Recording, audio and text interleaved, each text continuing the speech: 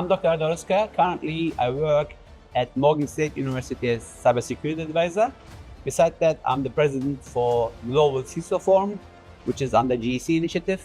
So I try to be part of the C-level community, help them to help collaborate to be better, to be honest, and learn from each other and grow.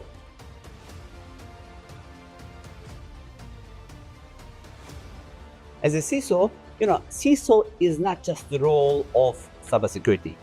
In my opinion, look, every organization has a vision. That vision should be driven by IT and secured by cybersecurity. And when I say cybersecurity, this includes information security. How can I do that? We all know, you see the news, you're part of a news outlet yourself. There is nation-state attacks, there is professional hackers, there is script kiddies, all these attacks. Again, another statistics, more than 450,000 viruses have been released to the wild every single day. Based on Gartner, based on IBM actually, the cost of cyber breach can cost hundreds of millions of dollars. What I'm trying to say is, as a CISO, my job is not just to secure the system, because anybody can secure the system. It's also securing the human, because most of the issues come from the human. I believe any leader should drive the cybersecurity awareness, and as a CISO, this is usually my part, work with other business leaders to ensure that to secure the environment. For example, years ago, I joined the bank. All what I knew about banking, having a credit card, paying my bills, home loan, car loan. When I first joined the bank, I spent lots of time to learn the industry, how banking works. And then I started to work on securing the infrastructure. This applies to any other industry. Once you know the business, once you understand the income, the spendings, then you should also map this to assets, where you can then identify your risk and build your risk plan, which helps you to be cyber resilient. Because it's not if, we know that you're gonna get hacked either today or tomorrow, either directly or indirectly. What do I mean? Sometimes you do everything to protect yourself, there's a supply chain attack.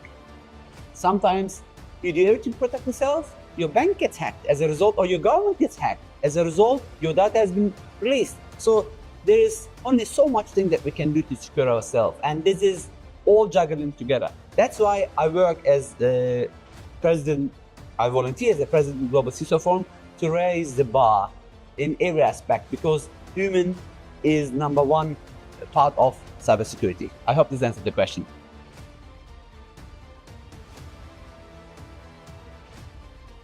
There is many dashboards, GRCs, or some people are not lucky as I am, they have Excel, but if you cannot measure your risk, if you cannot track your risk, then you cannot mitigate them, in my opinion. There are really great tools, I don't want to mention names, but there are really great vendors, they provide these tools.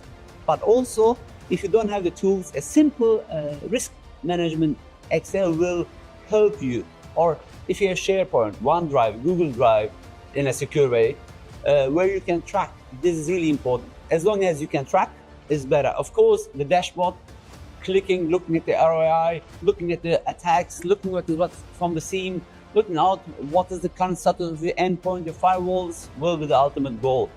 The answer is yes, I do.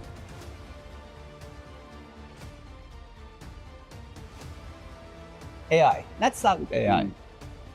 People are afraid of AI, and I don't blame them. In terms of cybersecurity, or in terms of, oh, my job is going to be taken by AI. You are enough in this industry. Remember when cloud was new, everybody was afraid of cloud. We saw during pandemic that cloud was not the enemy. Cloud is actually the main aspect of digital transformation, which helped us to work remotely from home. Organizations that didn't have digital transformation suffered. This same thing happens to AI. AI is a must. AI is making our life easier. Saying that, AI is a two-sworded sword. One, used for good, like anything else, used for bad. Same like the internet, you can use it for good or for the bad. Now, AI let's imagine a cybersecurity operations center. SOC. Let's imagine, I'm married, I had a bad day with my wife. While I was driving to work, I had an accident. Then the weather was hot last night, but the air condition made me sick. And then I'm in front of my computer trying to look at the alerts. How effective I'm going to be? Probably I'm going to miss 1 or 2 alerts. But with the help of AI, we can minimize the risk. So, in my opinion, this is just a SOC example, but we can, for example, Microsoft has Security Copilot, which does that. Or when we look at endpoint industry, there are so many endpoint providers. There are many antiviruses, they claim to have AI. Honestly, AI is used these days as mega word. It's something to take attention. Please, of course, trust the vendors, but do the POC. It's like, I always keep giving the same example. You have a shoe, you bought it, right? How did you buy it? You just went to the shop and bought it, or you tested it first? To make sure, when you buy a car, you do a test drive first, right? The same thing should apply to your cybersecurity tools. Please test it. Don't test it just in your environment. Have a red teamer pass it to it. Don't forget, there is no 100% security, but anything that can minimize the risk and in the best way is the best tool. Back to AI. Many other companies claim they have AI on their threat intelligence. Probably they do. So AI is there to help us to be more efficient, to help us save time, to help us to respond. While we do that, hackers are going to use AI as well. Remember a few minutes ago, I said humans are the biggest risk. As a CISO, it's my job to raise the cybersecurity culture. Same with AI. If we don't use AI correctly, it might take your data and tomorrow, whatever AI company uses your data to train the LLM, their language. So we have to also ensure to know what we share with AI. And all this, back to cybersecurity. Remember, cybersecurity, information security is protecting the data.